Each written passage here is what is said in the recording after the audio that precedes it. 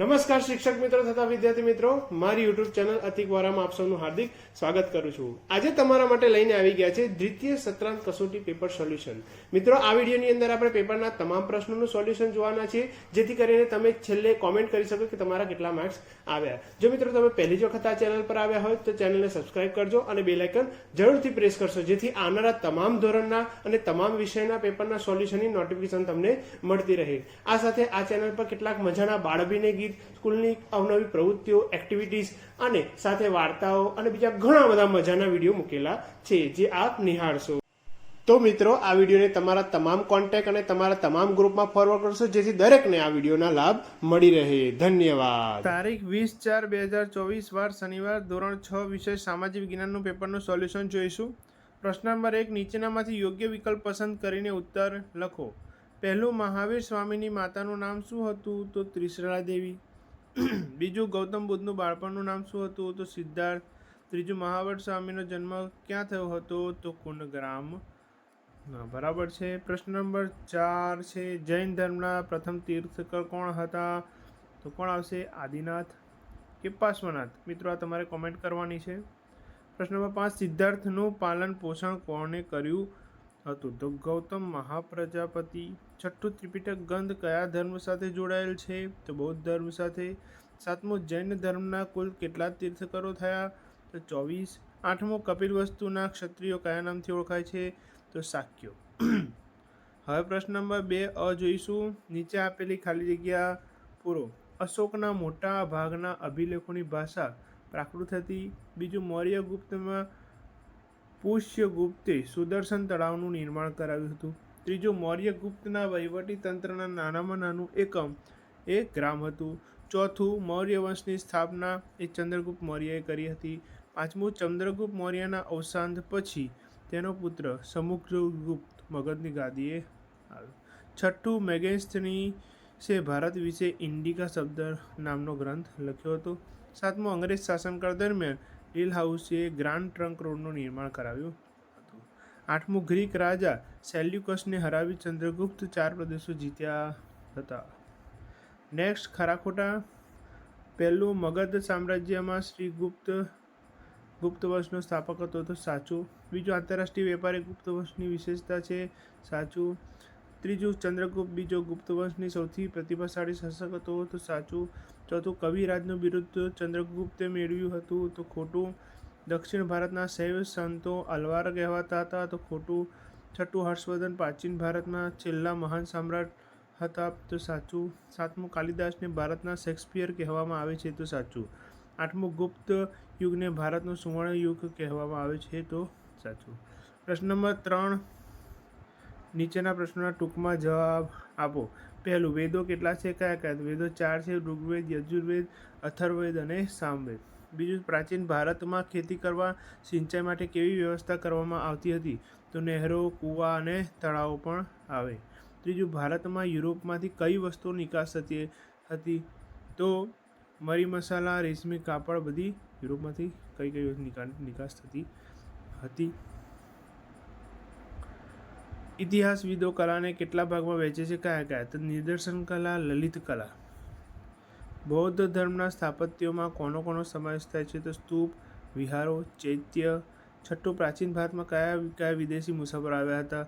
તો મેગેસ્થનીસ, યુએન સંઘ વગેરે જેવા વિદેશી મુસાફરો આવ્યા હતા.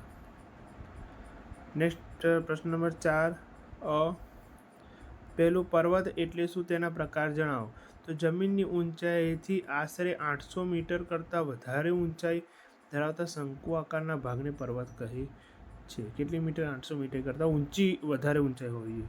જ્વાળામુખી પર્વતના 2 નામ જણાવો. તો પાવાગઢ અને બીજું આવશે ગિરનાર. ત્રીજું, અખાત કોને કહેવાય? ઉદાહરણ આપો. તો આશરે અહીંયા 2 લખ્યું છે, 2 નહીં આવે. 3 બાજુ જમીન અને 1 બાજુ પાણી હોય તેને અખાત કહીશું. બરાબર? એટલે 3 બાજુ જમીન અને 1 જ બાજુ પાણી હોય તેવા પ્રદેશને અખાત કહીશું. ઉદાહરણ તરીકે ખંભાતનો અખાત અને કચ્છનો અખાત. ચોથું, ઉત્તર પ્રદેશ અને અખાત, ઉચ્ચ પ્રદેશ અને અખાત વચ્ચેનો તફાવત જણાવો. તો ઉચ્ચ પ્રદેશ એટલે કેવો હોય? એ સમુદ્રી સપાટીથી ઉપર આવેલો. અખાતને તો આપણે હમણાં વ્યાખ્યા જોઈ કે જમીનને 3 બાજુથી ઘેરાયેલો હોય અને 1 જ બાજુ પાણી હોય.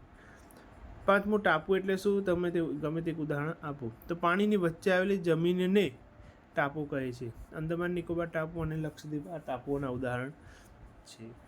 છઠ્ઠું, ઉપસાગર એટલે શું? તમે ગમે તે એક નામ આપો. તો મિત્રો આ પ્રશ્નમાં તમારે કોમેન્ટ કરવાની છે કે શું ઉપસાગર એટલે શું અને તેનું એક નામ પણ તમારે જણાવવાનું છે. હવે પ્રશ્ન નંબર 4 ભારતના રેખાંકિત નકશામાં નીચેની વિગતો નકશાપૂર્તિ કરો. તો આ પ્રશ્નનો જવાબ આપણે નીચે જોઈએ છીએ. છેલ્લે નકશો આપણે જોઈશું. હવે પેલો જે પ્રશ્ન હતો એની વ્યાખ્યા આપેલી. પ્રશ્ન નંબર 4 સમુદ્રની સપાટીથી આશરે 800 મીટર કરતાં વધુ ઊંચાઈ ધરાવતા શંકુ આકારના ભૂમિભાગને પર્વત કહે છે. પેલા બે જ્વાળામુખી કયા છે? પાવાગઢ અને ગિરનાર છે. અને હેરો તળાવ અને કૂવો જે સિંચાઈની પદ્ધતિઓ હતી. બરાબર છે. પ્રશ્ન નંબર 5 નીચે આપેલી રૂઢ સંજ્ઞાઓ ઓળખી નામ લખો. તો અહીં જે પહેલી સંજ્ઞા છે જિલ્લાની સીમા બતાવે છે, બીજી છે રાજધાની બતાવે છે, ત્રીજી જિલ્લો બતાવે છે, PS એટલે પોલીસ સ્ટેશન અને PO એટલે પોસ્ટ ઓફિસ, અને આ શું બતાવે છે? પાક્કો માર્ગ બતાવે છે. પ્રશ્ન નંબર 6 બંધ બેસતા જોડકા જોડો. તો પહેલું ગ્રામ પંચાયતના વડાને શું કહે છે? તો સરપંચ કહે છે. બીજું જિલ્લા પંચાયતના વહીવટી વડાને તો શું કહેવાશે? જિલ્લા વિકાસ અધિકારી કહેવાશે. એ બી ખોટું લખ્યું. શું આવશે જવાબ? ડી આવશે. જિલ્લા પંચાયતના વહીવટી વડાને જિલ્લા વિકાસ અધિકારી કહીશું. ત્રીજું મહાનગરપાલિકાના વડાને શું કહેવાય છે? મેયર કહેવાય છે. ચોથું નગરપાલિકાના વહીવટી વડાને શું કહેવામાં આવે છે? તો ચીફ ઓફિસર કહેવામાં આવે છે. હવે જિલ્લાના વહીવટી વડા એટલે કોણ આવશે? કલેક્ટર આવશે. તો જિલ્લાના વહીવટી વડા કોણ આવશે? કલેક્ટર આવશે. તો જવાબ આવશે બી. બરાબર છે. પ્રશ્ન નંબર 7 નીચેના પ્રશ્નોને ટૂંકમાં લખો. ટૂંક નોંધ લખવાની છે. તો ગ્રામ પંચાયત વિશે, મહાનગરપાલિકા વિશે, લોક અદાલત અને જિલ્લા પંચાયત વિશેની ટૂંક નોંધ લખવાની છે. જે નોંધણીમાં આપેલી છે આપણે લખીશું. પ્રશ્ન નંબર 8 નીચેના પ્રશ્નોના 2 કે 3 વાક્યમાં જવાબ આપો. ગામડામાં કયા કયા કારીગર જોવા મળે છે?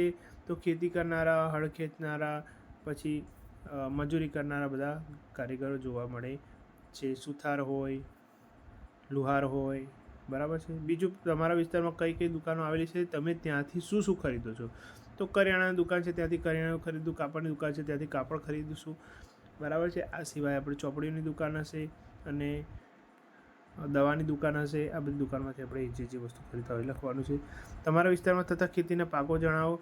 તો જે તે વિસ્તારમાં જે પાકો થતા હોય એ પ્રમાણે વિદ્યાર્થીઓ લખી શકે છે. ઘઉં, મકાઈ, બાજરી, ચોખા બધું લખાય. તફાવત લખો. તો ગ્રામ્ય વિસ્તાર અને શહેરી વિસ્તાર. તો ગ્રામ્ય વિસ્તારનું જીવન કેવું હોય છે? સાદું હોય છે, સરળ હોય છે અને શાંતિપૂર્ણ વાતાવરણમાં હોય છે. ત્યાં આગળ પ્રદૂષણ ઓછું હોય છે. અને શહેરી જીવન કેવું હોય છે? બહુ હાર્ડ એન્ડ ફાસ્ટ એટલે ઝડપી જીવન હોય છે અને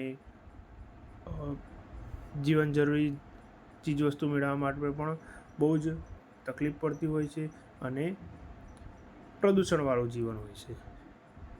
પાંચમું, કેટલાક લોકો ગામને છોડી મજૂરી કરવા શહેરમાં કેમ જતા રહે છે? તો સૌપ્રથમ મોટો પ્રશ્ન છે બેરોજગારીનો, કે પોતે રોજગાર મેળવવા માટે, નોકરી ધંધા અર્થે તેઓ ગામડા છોડી અને શહેરમાં મજૂરી કરવા જતા રહેતા હોય છે. છઠ્ઠું, દરિયામાં શા કારણે પ્રદૂષણ ફેલાય છે? તો દરિયા કિનારે ફરવા આવતા લોકો ગંદી બોટલો, ચોકલેટના પેપરો, ગંદો કચરો નાખે છે, તેથી દરિયામાં પ્રદૂષણ ફેલાય છે. નેક્સ્ટ આપણે જે નકશો જોવાના હતા એ નકશો અહીં આપેલો છે. જુઓ એ નકશાની અંદર શું શું આપણે બતાવવાનું હતું કે ગંગાના મેદાનો, અરબ સાગર છે, બંગાળનો ઉપસાગર છે, લક્ષદ્વીપ ક્યાં આવ્યો છે એ પણ અહીં બતાવેલું છે, પશ્ચિમી ઘાટ આખો પશ્ચિમી ઘાટ છે, બંગાળનો ઉપસાગર, ગંગાનો મેદાન અને અરબ સાગર, અને બીજું એક છે. બરાબર છે. તો આ પ્રમાણે નકશામાં નકશાપૂર્તિ કરવાની છે. ધન્યવાદ. જો મિત્રો તમને વિડીયો ગમે તો વિડીયો લાઇક કરજો, કમેન્ટ કરજો અને ચેનલને સબસ્ક્રાઈબ કરજો. આભાર.